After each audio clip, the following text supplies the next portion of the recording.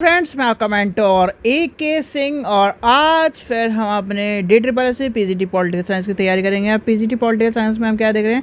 PGT political science में हम आपके स्पेशल क्लासेस देख रहे हैं और स्पेशल क्लासेस में थ्योरी क्लासेस जो हो रही हैं उसमें आपका सिलेबस के अकॉर्डिंग जो जो चीज़ें आपके एग्ज़ाम में आती हैं उसे हम देखते जा रहे हैं और सारी चीज़ें कवर करते जा रहे हैं। तो चलिए शुरू करते हैं आज की क्लास। सबसे पहले क्या करना है? सबसे पहले आपको करना है चैनल को सब्सक्राइब, यूट्यूब चैनल को, वीडियो को लाइक, शेयर और टेलीग्राम ग्रुप को ज्वाइन करके रख लेना है, क्योंकि जो भी आपके PDF आएंगे आपके मॉक टेस्ट के वो सारे के सारे आपको कहाँ पर मिलेंगे? टेलीग्राम चैनल पर। तो चलिए शुरू करते हैं आज का टॉपिक। यानी कि आज का टॉपिक क्या है? धन विधेयक। क्या है? धन विधेयक। सबसे इम्पोर्टेंट क्वेश्चन जो आपका पूछा जाता है कि धन विधेयक क्या है, धन विधेयक किस अनुच्छेद में है और धन विधेयक को आपको पता होना चाहिए। क्वेश्चन आपको देखने को मिला है। आपको पता होगा संसद में कहीं ना कहीं चार, यानी कि जो संसद में प्रस्तुत होने वाले विधेयकों में 4 श्रेणियों में से एक क्या होता है? धन विधेयक है। यानी कि धन विधेयक के 4 श्रेणियाँ हैं। भाई 4 श्रेणी जो हैं आपकी श्रेणियाँ यों में से एक क्या है? आपका धन विधेयक है। एक क्या है? धन विधेयक है। अब धन विधेयक है किस में? यानी कि धन विधेयक जो है संविधान के आर्टिकल नंबर आपके 110 में है। यानी कि आर्टिकल 110 में आपको क्या मिलेगा? धन विधेयक की परिभाषा की गई है, परिभाषा दी गई है। आपसे सबसे ज़्यादा क्वेश्चन पूछा जाता है कि जो धन विधेयक है कौन से आर्टिकल में है, तो आपको पता होना चाहिए धन विधेयक आपके 110वें आर्टिकल में है। अब कोई धन विधेयक, यानी कि कोई विधेयक धन विधेयक माना जाए या नहीं, या कब माना जाता है ये भी पता होना चाहिए। धन विधेयक में सबसे बड़ी कंडीशन कब आती है? एक तो आपको आर्टिकल पता होना चाहिए वाला क्वेश्चन आप सबसे ज़्यादा पूछा जाता है, आर्टिकल वाला। फिर दूसरा क्वेश्चन पूछा जाता है कि धन विधेयक कब माना जाता है। भाई जब धन विधेयक, आप ये बताओ कि आपका धन विधेयक यानी कि आपके घर में जब एक तरह से धन का कब माना जाएगा? यानी कि जब धन आप अर्जित कर लोगे, धन आप प्राप्त कर लोगे, या फिर एक तरह से जब यानी किसी भी कर का अधिरोपण, उसके प्रवाह, परिवर्तन और यानी कि विनियमन करना हो तब माना जाएगा। यानी लिखिए, पहले लिख लीजिए, क्योंकि ये चीज़ें ऐसी हैं कि आपको कहीं ना कहीं लिख कर ही याद करनी पड़ेगी। धन विधेयक,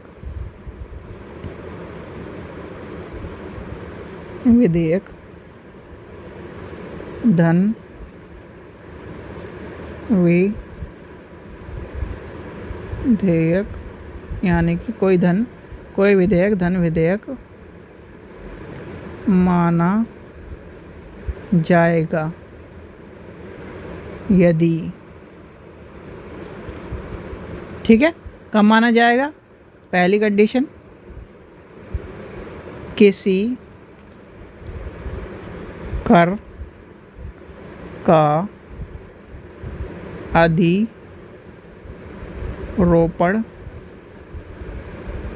उत्सर्जन, परिहार, परिवर्तन अथवा विनियमन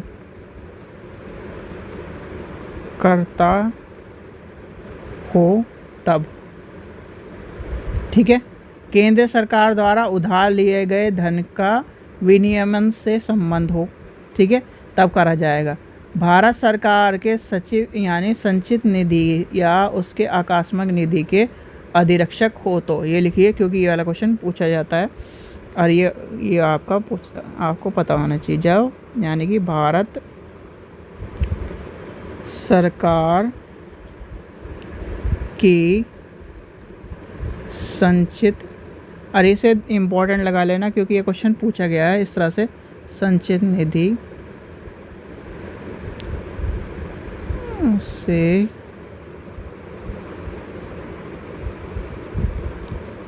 धन का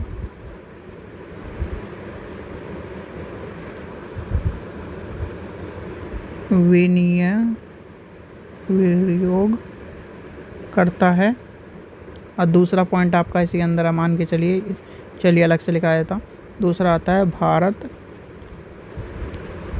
सरकार की संचित निधि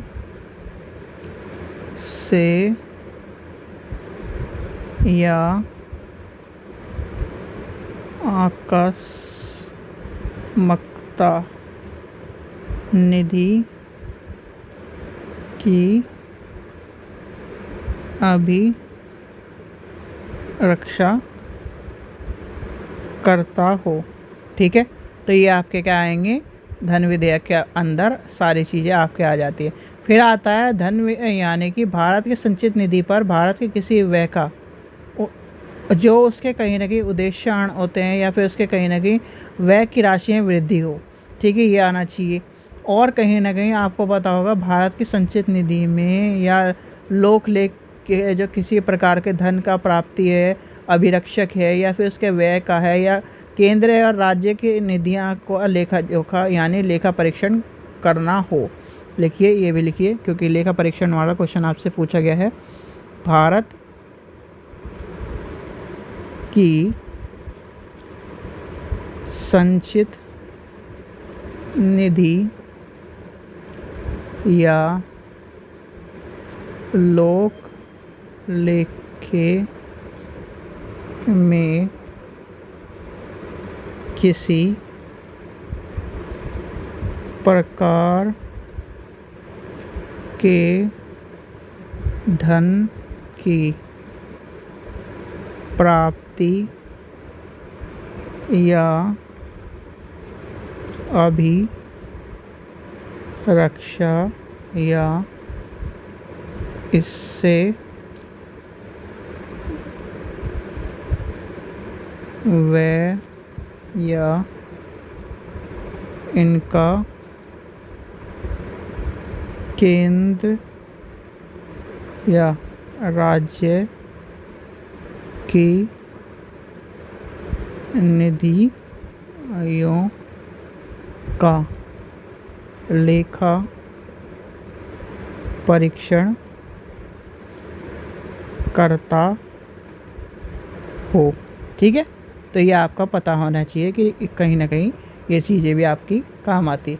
अब कोई यानी कि कोई विधेयक धन विधेयक कब नहीं माना जाएगा, यानी कि जब जुर्माना या अन्य धन संबंधी शक्ति, लिखिए ये भी आपको लिख लेना चाहिए।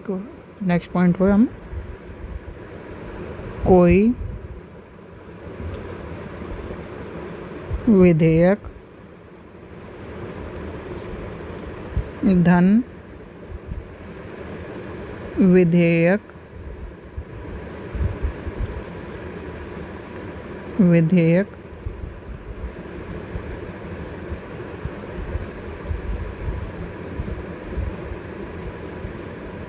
नहीं माना जाएगा।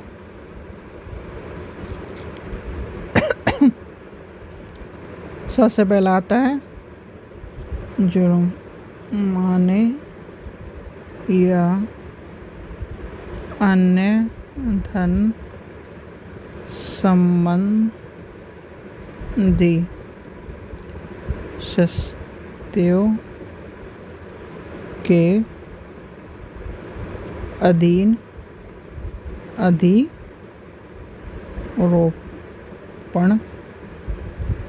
करता हो।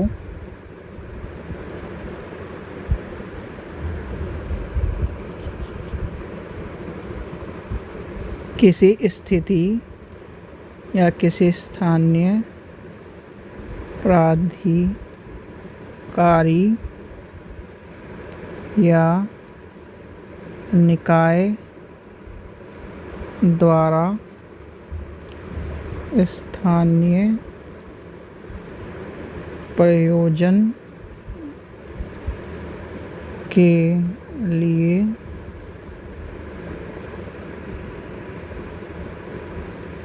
किसी कर के रोपण उत्सर्जन परिवर्तन या विनियमन परिहार का उपबंध करता है। ठीक है, तो ये सारे के सारे आपके कहीं ना कहीं इसके अंदर आएंगे। अब धन विधेयक पारित करने की प्रक्रिया के आपको पता होना चाहिए। धन विधेयक पारित कर यानी कि पारित करने की विधि, और जो भी यानी कि यूजीसी नेट की तैयारी कर रहा है, यूजीसी नेट के प्रीवियस ईयर हमसे ले सकता है। पॉलिटिकल साइंस की इंग्लिश और हिंदी में दोनों में अवेलेबल है, आप लिंक डिस्क्रिप्शन में दिया गया है, वहाँ से जाकर ले सकते हैं। धन विधेयक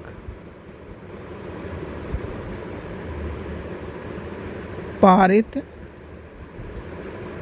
करने की प्रक्रिया। अब धन विधेयक पारित करने की प्रक्रिया में क्या है, संविधान में जो अनुच्छेद आपका 110 आपको बताया था भाई, संविधान के अनुच्छेद 110 में संसद द्वारा धन विधेयक को पारित करने के संबंध में एक विशेष प्रकार की निधि यानी कि निहित है, और तथा उसके पारित करने के लिए अनुच्छेद 109 के तहत विशेष प्रकार की प्रावधान दिया गया है। और यहीं पर कन्फ्यूज़न होता है बच्चों का 109 और 110 में। लिखिए, संविधान में 110 आर्टिकल संसद द्वारा धन विधेयक को पारित करने के संबंध में एक विशेष प्रक्रिया निहित है तथा उसे पारित करने के लिए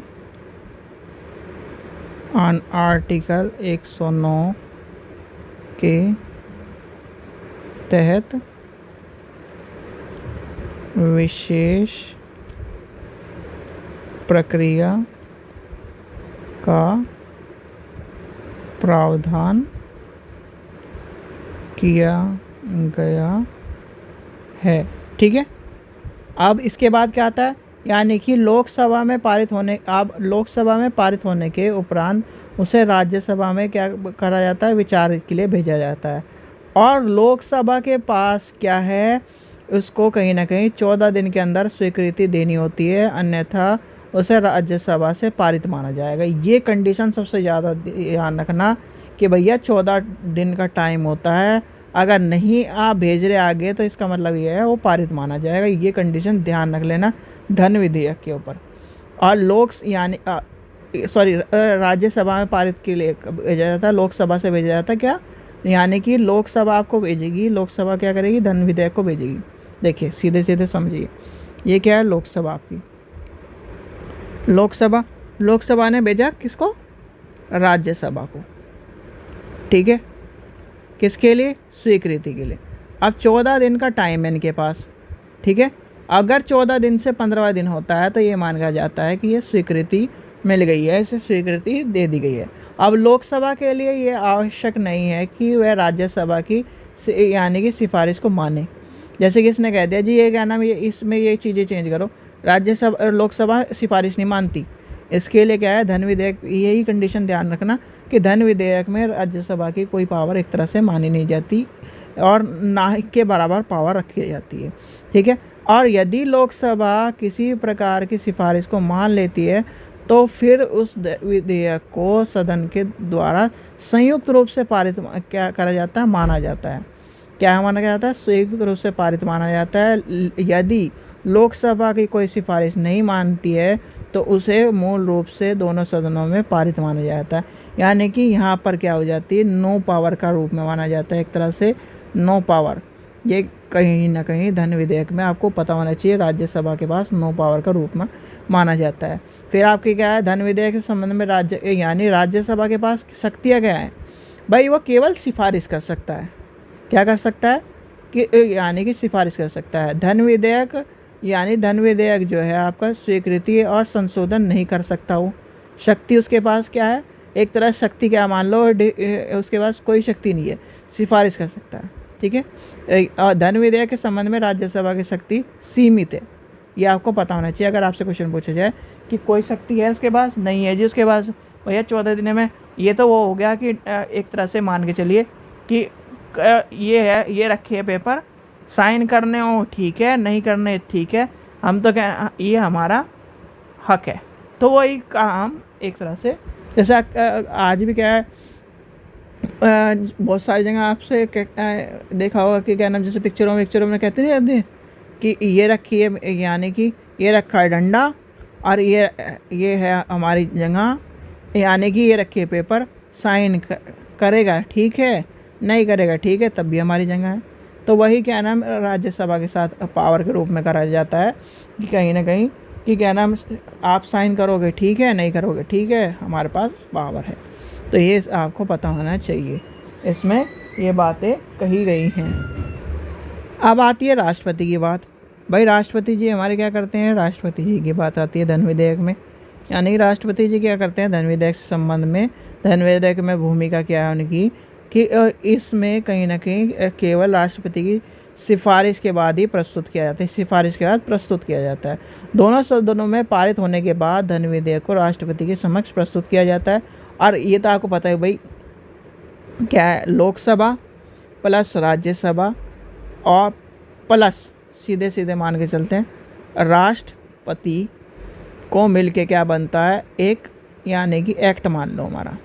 ठीक है, ये प्रक्रिया है पूरी की पूरी, यानी इसे क्या कहते हैं हम, संसद। ठीक है, तो हर उसमें साइन होंगे, यानी कि ये क्या करेंगे, ये यहाँ भेजेंगे, ये आगे भेजेंगे, यहाँ पे साइन होंगे और ये बन जाएगा कानून। तो इस तरह की प्रक्रिया, ये तो सबको पता है, छोटे छोटे बच्चे को पता है जो कहना पॉलिटिकल का है। तो यही काम वहाँ पर हो रहा है। अब दोनों सदनों में कहीं ना कहीं धन विधेयक को पारित किया गया, फिर राष्ट्रपति जी के पास भेजा गया, साइन हुए, कहीं ना कहीं ये चीज़ें बन गई। राष्ट्रपति जी क्या करते हैं, राष्ट्रपति जी यानी कि इसे किसी भी दशा में सदन में पुनः विचार के लिए नहीं भेज सकते।